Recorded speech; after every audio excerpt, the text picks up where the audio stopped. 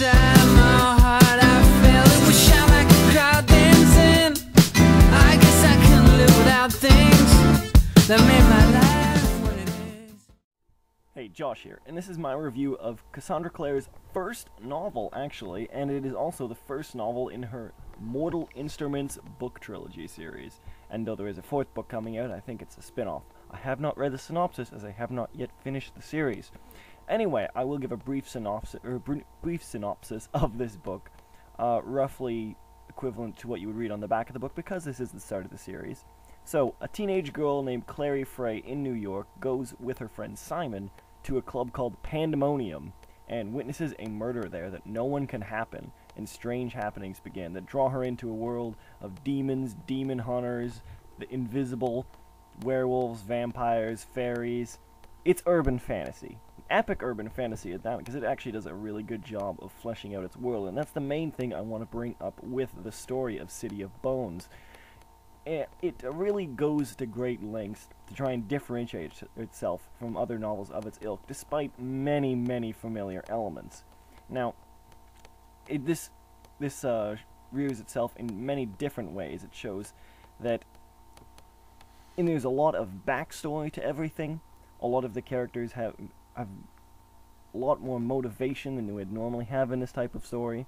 The author goes to great lengths to do that, and the author also goes to great lengths to repurpose repurpose things that you would know from other series, but reconstitute them, repurpose them for the context of the story, as well as giving many of her own creations, which I really did appreciate. It was interesting to read, because you honestly, sometimes you didn't know what was going to happen, and the story really is good at that.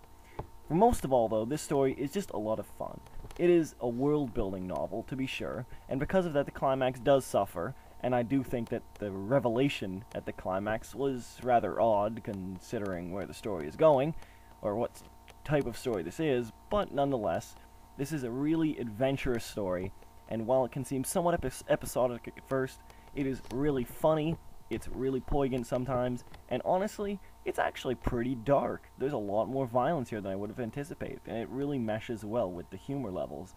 I think it really strikes that fine balance where this story has almost everything.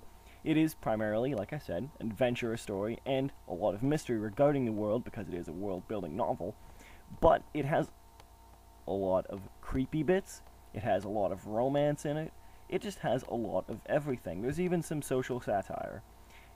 Now, I won't say this is the best novel I've ever read, but it is a lot of fun, and I cannot wait to read the second one.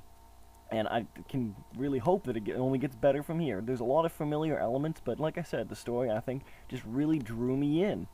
And a lot of the creatures that you encounter in this story are actually of the author's own creation. She's not even changing already pre-existing myths, she's creating entirely new ones, which is really cool, and you could really tell she went to the effort in making this story. Everything seems to tie back to one another. There are some plot twists I did not see coming at all from a seasoned reader.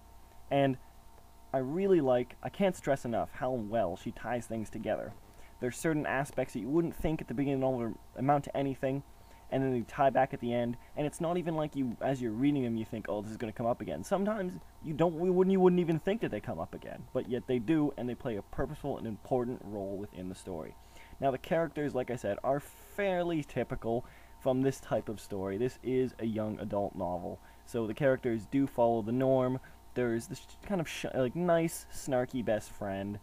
There's the, this being also made by a female writer. I really hate to stereotype here, but it's true.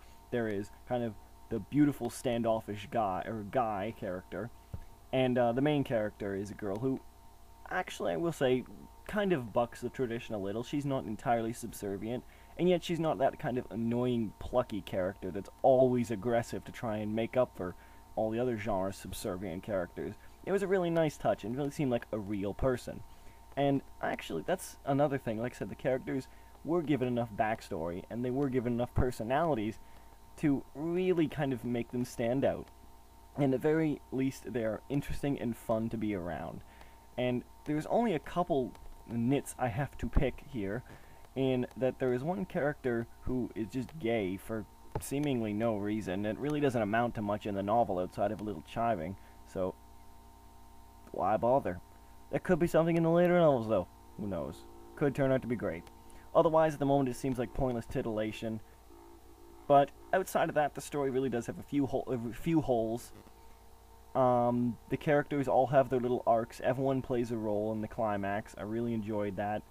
And there's not a lot left out of this novel. You don't feel like it was rushed or like the publisher just needed to get a certain page count. It really feels like it is by and large complete, despite, like I said, somewhat unsatisfying conclusion. Overall, though, it's written very nicely, very simply, basic prose, but less basic than some others of this type of genre. It is a nice, fun, relaxing read, and overall, I do say how funny this book was. There is a lot of humor in it, and it really worked for me. I was laughing almost loud sometimes. Some of the jokes are quite original, I must admit. Overall, City of Bones is a lot of fun. I definitely suggest you check it out. I'm hoping the series is only going to get better from here on in, because this is a great first example. This is epic fantasy, and I can't wait to see where it goes.